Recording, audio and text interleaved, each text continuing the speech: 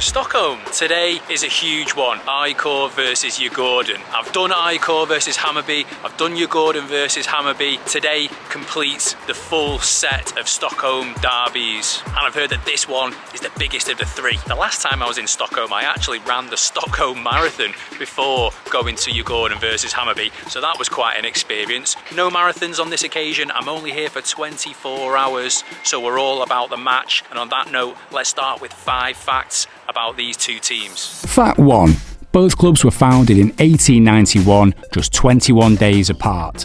AIK in central Stockholm, Djurgården on the leafy Royal Island. That's why it's known as the Tvillingderbyt, the twin derby, but the fans don't share any brotherly love at all. Fact 2. Nicknames. AIK are known as Gnaget, the rodent. There's a few stories about how that name came about, maybe because their kits faded from black to grey once upon a time, maybe because of their scrappy, gnawing style. Djurgården have 2 nicknames, the Iron Stoves, reflecting the club's industrial ironworker roots and gritty play, and the Blue Stripes, because they play in sky blue and dark blue striped shirts. Fact 3. Former notable players. Swedish internationals Magnus Hedman, Olof Mellberg, Sebastian Larsson and Alexander Isak have all worn the famous AIK black and gold. Gösta Sandberg, Kim Källström, Andreas Isaksson and Lucas Bergvall have all worn the blue stripes of Djurgården. Fact 4. Both clubs are tied for Swedish league titles. They've won 12 each, but AIK edge it in cup wins. They've won 8 Swedish cups to Djurgården's 5. And finally, fact 5. Their old grudges were transferred to new stadiums. Both teams play in shiny, modern arenas. Djurgården moved from the old Stockholm Olympic Stadium to play at the sleek Tele2 Arena, which has a capacity of around 30,000. AIK moved from their old Rosunda Stadium to what is now known as the Strawberry Arena. It's Sweden's largest stadium, home to the national team with a capacity of 50,000, and that is the venue for today's match. We're expecting tifos, pyro storms and the roar of the fans shaking the stands.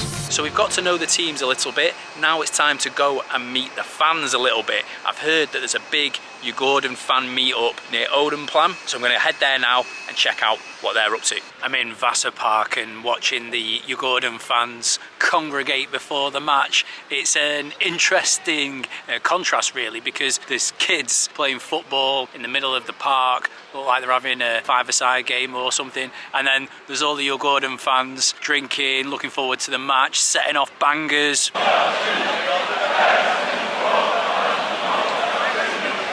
Getting a bit busier now, numbers are getting bigger and a few have been asked politely to leave by the police. Not too sure what they did. There's a few bangers going off. It looks like things are starting to ramp up a bit.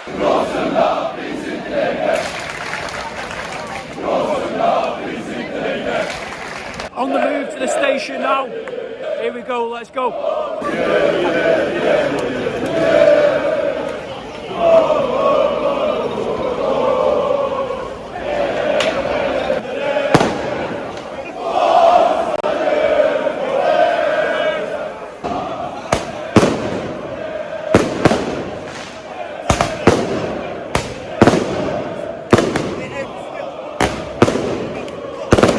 This is absolutely crazy. Flares, people bouncing all over the place. We've got flares, we've got bangers, we've got people being pulled out by police. I doubt you can even hear me. Bouncing all the way to the stadium.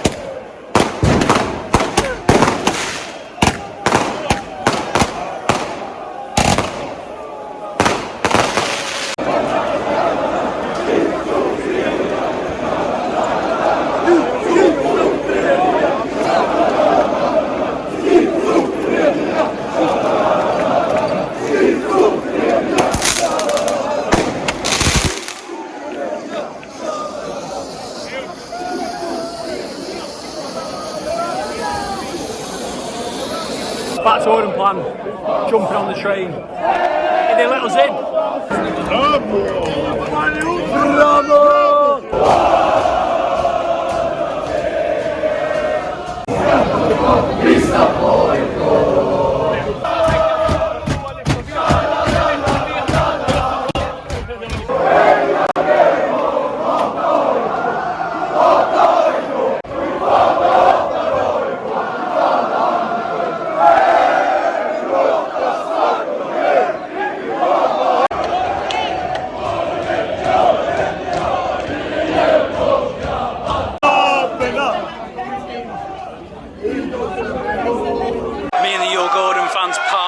At Solna station, they're going to the away end, I'm in the home end.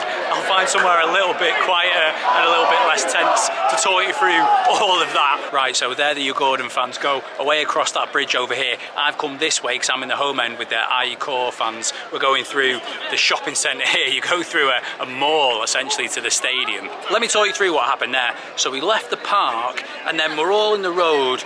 Everyone's bouncing all over the place. There's fireworks, there's flares, absolute carnage. It was unreal. I've never seen anything like it. I've never been in the middle of something like that before.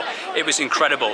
Then we were stopped in our tracks. We got outside of Odenplan station, stood there for about 30-45 minutes trying to get in, which was a nightmare. Down into the station to get the train up to Solna, bouncing on the train. So as the Djurgården fans get off, obviously AIK fans are coming from the opposite direction getting off as well, and the Djurgården fans are absolutely giving it to them. Up out the station, Djurgården fans go their way, AIK fans go their way, and that leaves us where we are now. Oh, and while we're here, I should probably tell you how much this trip cost me very quickly. So return flights from the UK to Stockholm were £169. That's way more than I've paid in the past, but it is August, so prices are always going to be inflated at this time of the year. Accommodation, so one night in a hotel at Arlanda Airport basically, was £70, and I think that's pretty reasonable considering the price of accommodation in Sweden. Lastly, the match ticket. I think I ended up getting the cheapest seat in the house because there wasn't many remaining when I got mine. That came to £27. I'm pretty happy with that. All of which comes to a grand total of £266.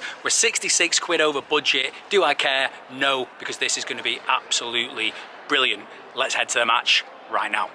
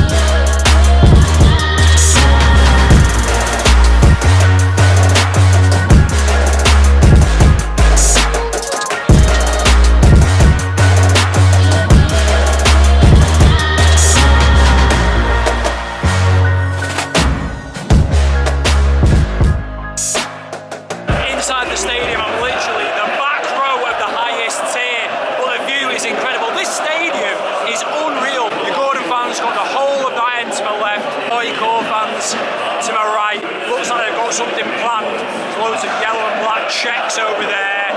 I am buzzing for this. This one is going to be so good.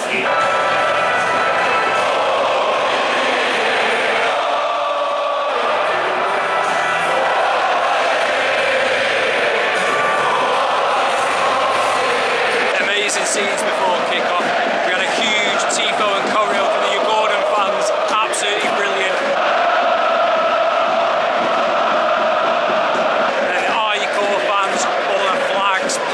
Smoke bombs, that yellow and black just looks absolutely amazing. And then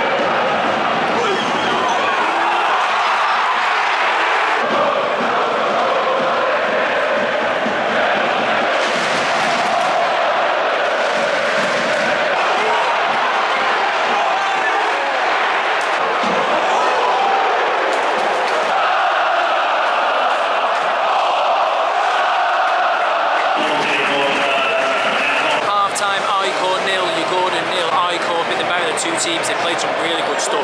Just can't get that goal. Djurgården had a really good chance at the start of the game as well, actually. Keeper made a couple of good saves. As for the fans, they've both been absolutely fantastic. Not stopped the whole game. The atmosphere has been brilliant. We just need a goal to kick it all into life. This place will go absolutely crazy. Fingers crossed for some goals in the second half.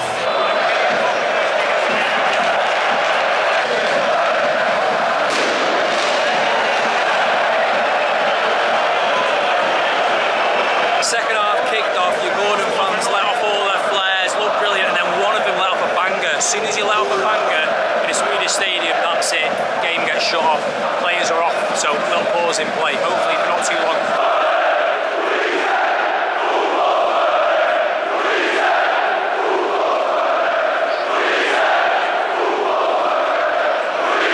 Game still hasn't restarted, we've been delayed again, and you can see there's this kind of like song and call going back and forth between the Djurgården fans and the AIK fans. It takes a lot to unite these two clubs that hate each other so much. Djurgården fans are shouting, who's killing football? AIK fans are shouting, the police. Hopefully we get back going soon.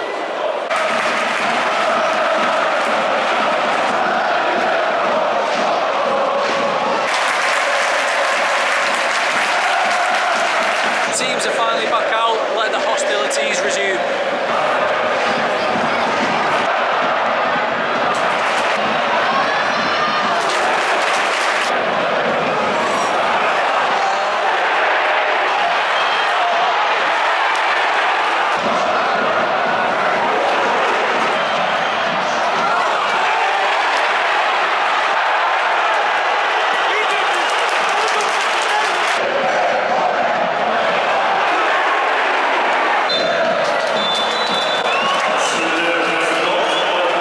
Time in Solna, AIK 0, Djurgården 0.